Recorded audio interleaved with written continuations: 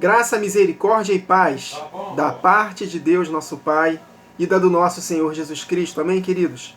Vamos dar continuidade à nossa série, que começamos a gravar ontem.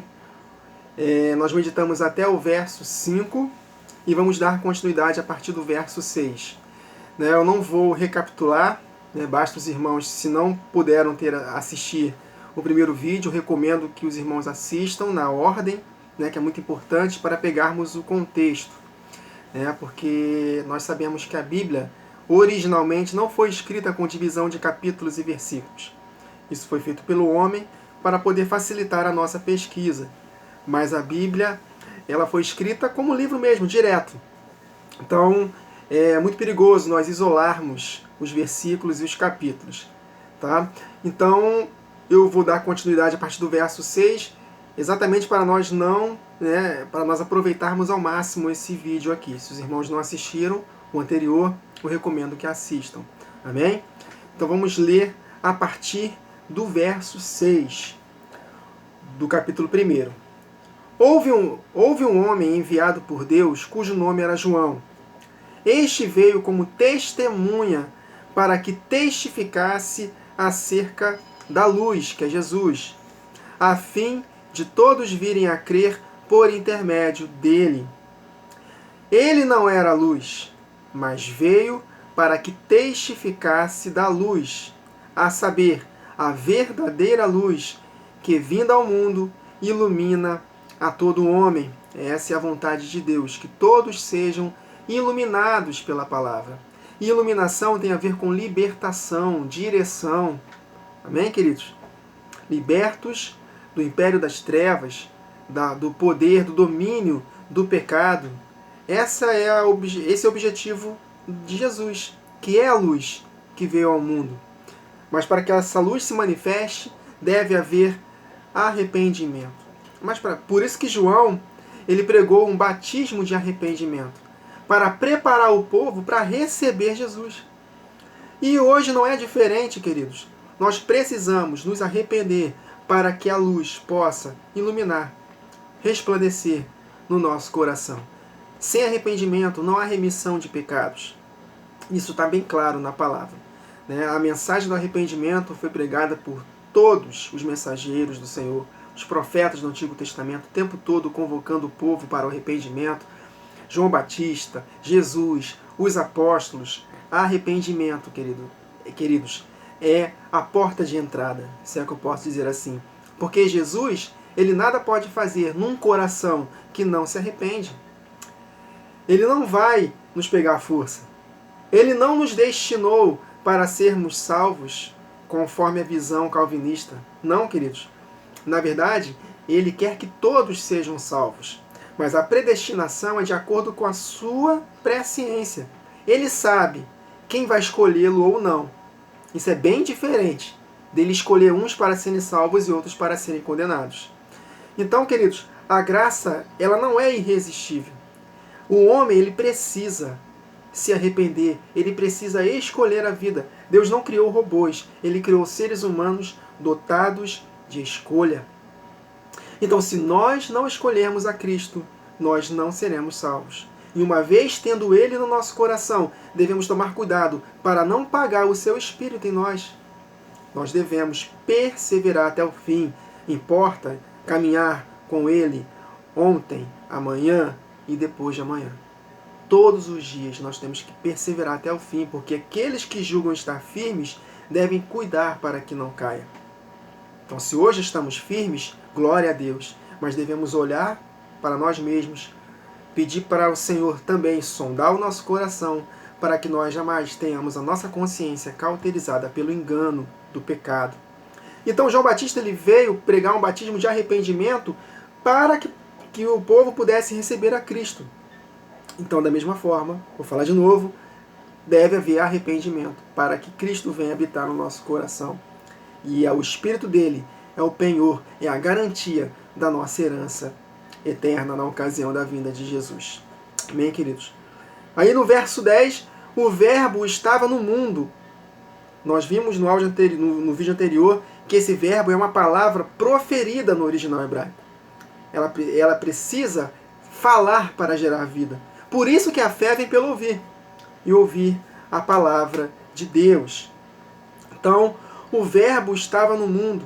O mundo foi feito por ele, por intermédio dele. O princípio, lembram? Mas o mundo não o conheceu. Veio para que era seu, ou seja, veio para todo ser humano. Mas os seus não o receberam. Porém, a todos quantos o receberam, deu-lhes o poder de serem feitos filhos de Deus, a saber, aos que creem no seu nome. Essa palavra crer, ela denota uma ação correspondente. O crer aqui, queridos, ele vem da fé. E a raiz da palavra fé é fidelidade, obediência, constância, dar crédito a alguém. Então, queridos, por isso que Tiago, no capítulo 2, ele fala que a fé sem ações correspondentes, sem obras, é morta. Essas obras, dentro do contexto de Tiago, são a prática dos mandamentos, da lei régia, da lei moral, dos 10 mandamentos. Amém, queridos? Tanto que ele fala lá, se você adultera, mas rouba, não adianta. Uma só negligência vai fazer você vai nos fazer tornar culpados de toda a lei. Então, só há fé quando há prática. Tanto que no capítulo 2, verso 22 de Tiago, eu decorei por causa dos números, 2 e 22, está escrito lá que a fé de Abraão ela foi consumada depois que ele praticou obras, e não o inverso. Porque muitos ensinam, queridos, que primeiro você recebe um favor imerecido, para depois você praticar. Não, isso é mentira. A Bíblia não diz isso. Pelo contrário, se não houver arrependimento, que é uma obra, porque se eu não estou disposto no meu coração a me arrepender e na prática eu produzir esses frutos dignos do meu arrependimento, eu não sou salvo. Ah, Wagner, mas o ladrão na cruz não praticou obras. Mas Deus olha o coração. A palavra de Deus, que é Cristo, é viva e eficaz. Ela penetra até o ponto de dividir alma e espírito, juntas e medulas. E ela é apta para discernir os pensamentos e intenções do coração. Então, o Espírito de Jesus ali, o Cristo, cheio do Espírito do Pai, ele detectou naquele ex-malfeitor um arrependimento. Se ele tivesse descido da cruz, ele praticaria. Então, meus irmãos, a disposição do nosso coração em praticar conta tudo para Deus. Se nós só estivermos o confessando da boca para fora, aceitando a Ele com a intenção de ter suas bênçãos, mas não estivermos dispostos a praticar, a obedecer a palavra, nós não seremos novas criaturas. Porque no dia a dia, nós vamos ver se realmente somos novas criaturas pelo nosso estilo de vida. Não quer dizer que nós seremos perfeitos ou que nós mudaremos da água para o vinho. É um processo, mas deve haver uma luta contra a carne. O problema é que multidões de pessoas dentro das igrejas não praticam a palavra, não se arrependeram de fato, não lutam contra a carne. Então, podemos dizer assim, que multidão de pessoas nas igrejas sequer nasceram de novo e acham que são novas criaturas, acham que serão salvos, mas de fato, se não houver arrependimento genuíno, não há um novo nascimento. Mais para frente nós vamos meditar acerca disso, em João capítulo 3, quando Jesus conversa com Nicodemos, dentro do contexto que Jesus fala para Nicodemos que importa nascer de novo, ele fala que a luz veio ao mundo, mas os homens amaram mais as trevas do que a luz. Por quê? Porque as suas obras eram mais. Não houve arrependimento. Então não houve novo nascimento. Então sem arrependimento não há novo nascimento. Nós vamos ver isso mais para frente. Então, crer no seu nome é estar disposto a fazer o que ele ordena. Lembra ele falando para os fariseus em Lucas 6? Por que me chamam Senhor, Senhor, mas não fazem o que eu vos mando? E o apóstolo Paulo em Romanos 10 diz lá, se confessarmos a Jesus como Senhor, e confessá-lo como Senhor é estar disposto a fazer o que ele manda. Ou seja, arrependimento genuíno. Então, se confessarmos a Jesus como Senhor e no nosso coração crermos que ele ressuscitou dentre os mortos, seremos salvos. Não é só crer que ele ressuscitou dentre os mortos, mas confessá-lo como Senhor. E confessar como Senhor é assinarmos um termo, se é que a gente pode dizer assim, estou disposto a me comprometer a obedecer a tudo que o Senhor manda. Ainda que possa demorar, possa ser um processo difícil, mas eu vou lutar contra a carne e vou praticar obras. Amém, queridos? Nós devemos desmistificar da nossa mente a questão de obras. Obras não é somente fazer caridade. Eu ajudo alguém, mas em outra área eu peco. Não adianta. Obras ali na palavra de Deus, no contexto de fé com obras, eu já falei, vou falar de novo. Obediência aos 10 mandamentos. E os 10 mandamentos são um resumo de toda a lei moral de Deus. Por exemplo, o apóstolo Paulo em Gálatas 5, ele faz, a partir do verso 19 até o verso 21, se eu não me engano, ele fala uma lista gigantesca de obras da carne. Outras passagens de Timóteo, Efésios, Colossenses, Romanos, o apóstolo Paulo ele fala várias obras da carne, queridos.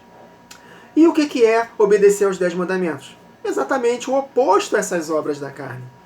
Mas o fruto do Espírito ele fala das obras da carne e depois ele fala, porém, conjunção adversativa. O contrário disso é amor, paz, longanimidade, bondade, fidelidade, mansidão, domínio próprio.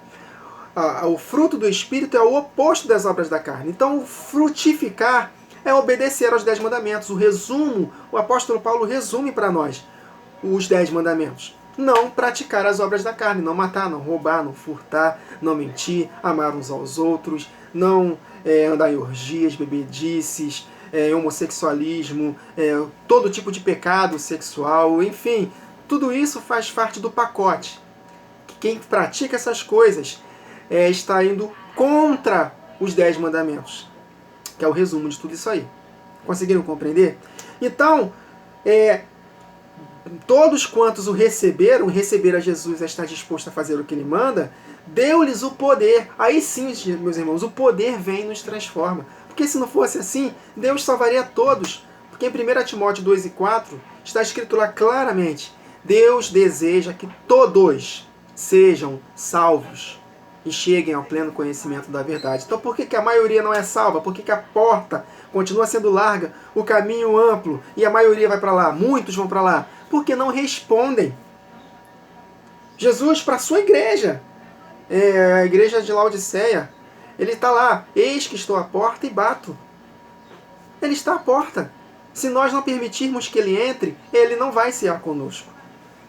Amém, queridos? Então a graça não é irresistível. A graça é um favor merecido. Eu sou muito criticado quando eu falo isso. Não, a graça é um favor imerecido. Merecido por quê? Se fosse imerecido, todos seriam salvos. Agora, o simples fato de Jesus ter vindo a esta terra, sofrer e morrer por nós, é claro que nada de bom fizemos para merecer. Não é por obras de justiça. Claro que não. Agora, vocês entenderam? Para Jesus vir a esta terra morrer por nós, ele morreu exatamente porque nada de bom fizemos. Agora, para que esses benefícios da cruz do Calvário possam se tornar realidade na minha e na sua vida, deve haver o quê? Resposta. E a resposta é o quê? É ou não é o merecimento? Se ele só pode operar em nós mediante a nossa resposta, então a minha resposta denota um merecimento. Olha, ele está merecendo, ele está me respondendo, então vou lá e me manifesto. Então a manifestação do poder em si, claro que nós não podemos fazer, nós não podemos nos transformar a nós mesmos. Agora, nós precisamos dar legalidade para que o poder de Deus nos transforme. Por isso que eu falo que a graça é um favor merecido. Na Bíblia inteira, queridos, nós podemos enxergar isso. Nos profetas, o tempo todo, Jesus, né, ele é o porta-voz do Pai, falando lá pelos profetas, vocês estão colhendo o castigo que mereceram, que os seus atos mereceram. É isso, meus irmãos.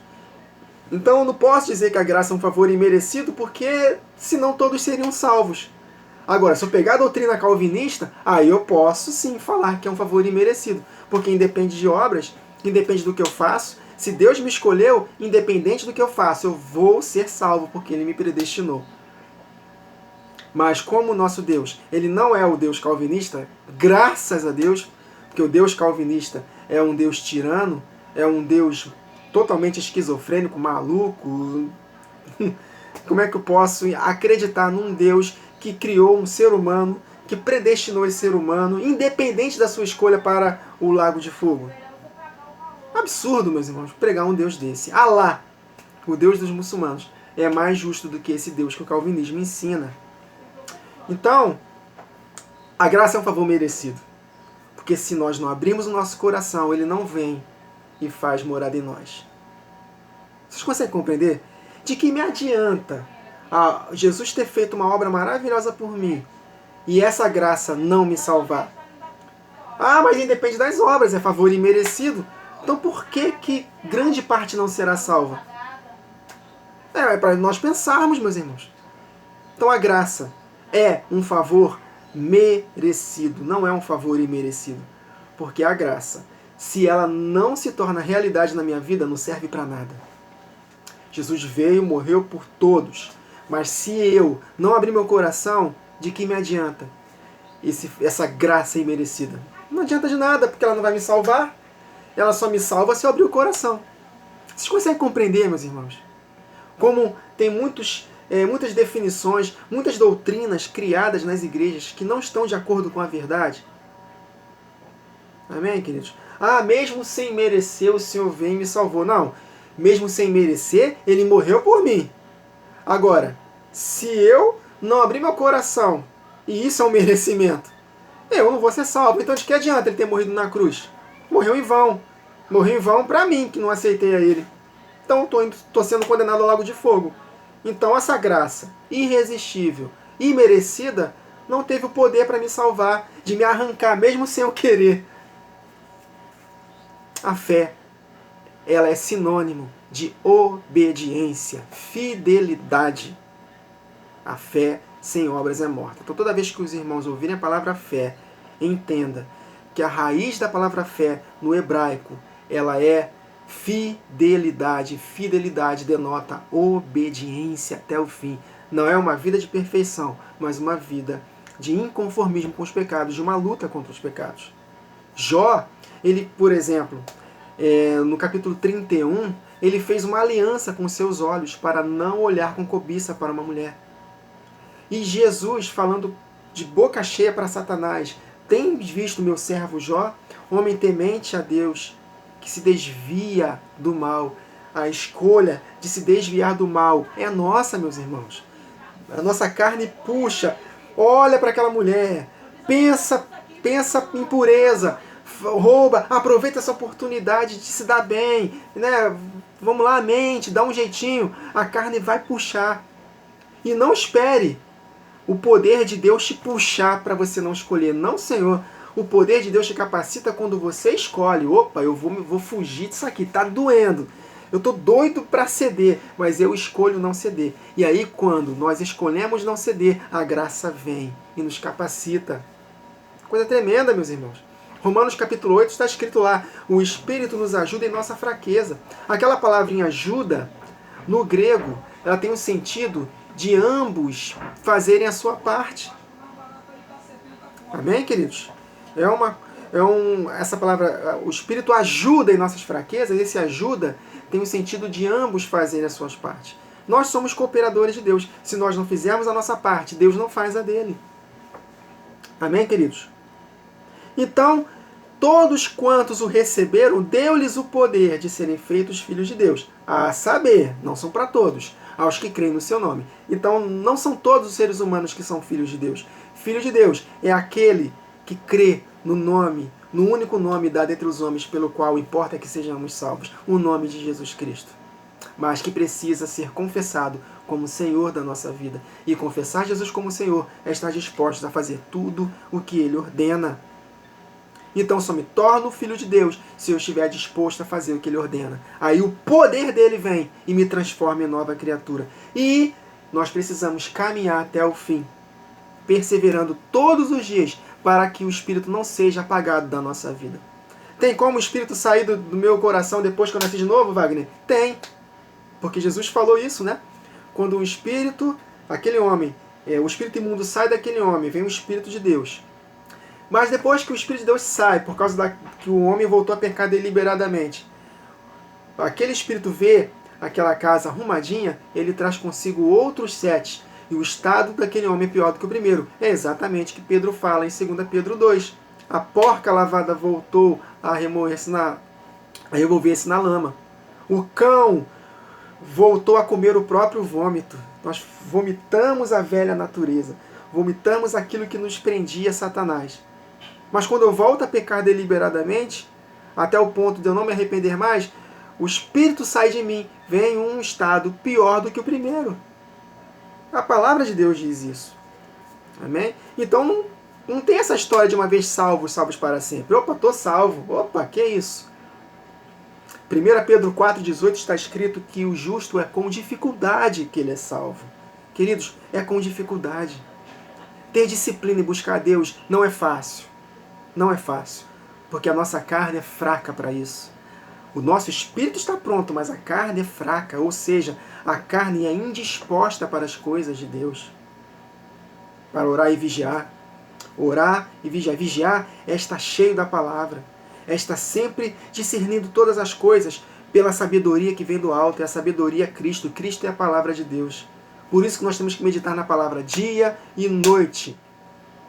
Para que possamos ter o cuidado de fazer tudo quanto está escrito. Só assim nós cumpriremos o nosso chamado.